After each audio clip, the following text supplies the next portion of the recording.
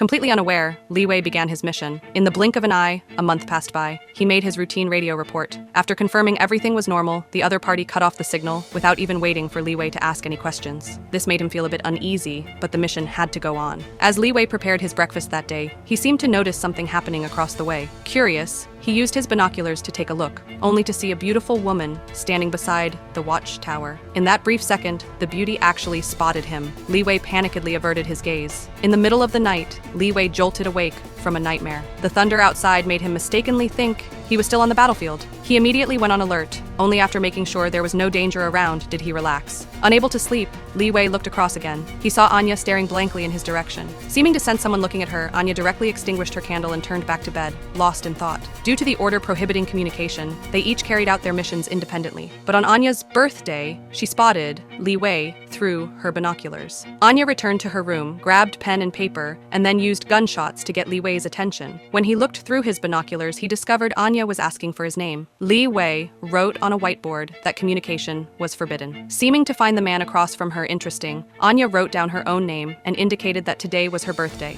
She'd do as she pleased. Although this successfully made Li Wei laugh, he still didn't speak. He just silently poured a glass of white wine and then introduced himself. Seeing this, Anya picked up a wine bottle and raised it above her head. Li Wei also raised his glass to show respect. The two gazed at each other across the divide. Realizing he wasn't rejecting her, Anya had a sudden idea and made a decision. She blasted music loudly and then gleefully wanted Li Wei to show off his dance moves. Li Wei wrote that she danced terribly, but Anya still wasn't deterred. She asked Li Wei what talents he had. She saw him indicate his marksmanship was pretty good. Since they were in the same line of work, how could they not have a little competition? Li Wei felt, since she was a beauty, he'd better not be too showy. So he directly raised his hands in surrender and returned indoors.